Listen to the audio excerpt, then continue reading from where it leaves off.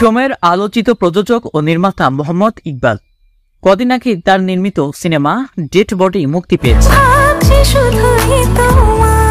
সম্প্রতি তিনি সেন্সর বোর্ডে জমা দেন নতুন সিনেমা রিভেঞ্জ। বুধবার ৫ জুন সিনেমাটি বিনা কর্তনে সেন্সর ছাড়পত্র পেয়েছে বলে নিশ্চিত করেছেন ইকবাল।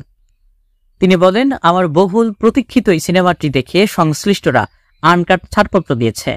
শুধু তাই না, সেন্সর বোর্ড সদস্য খোরশেদ আলম খসরু ভাই ফোন করে সিনেমাটির প্রশংসা করেছেন।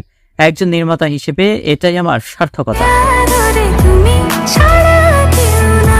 ঈদুল আজহা ঘিরে সিনেমাটি মুক্তির পরিকল্পনা করছি, সেভাবেই সব কাজ চলছে। আশা করছি আমার এই সিনেমাটি দর্শকদের নিরাশ করবে না। ইকবাল জানিয়েছেন, রিভেঞ্জে বুবলির পুলিশ চরিত্রে অভিনয় পছন্দ করবেন দর্শক। তাকে দর্শক এমন চরিত্রে আগে কোনোদিনও দেখেননি। আর নায়ক রোশান তো আছে। দুজনের রসায়ন বেশ জমবে বলে আশা করছি আমি। এতে আরও অভিনয় করেছেন মিশা সওদাগর, দীপা খন্দকার ও সীমান্ত সহ। দেশ দেশান্তর 24 বিনোদন ডেস্ক।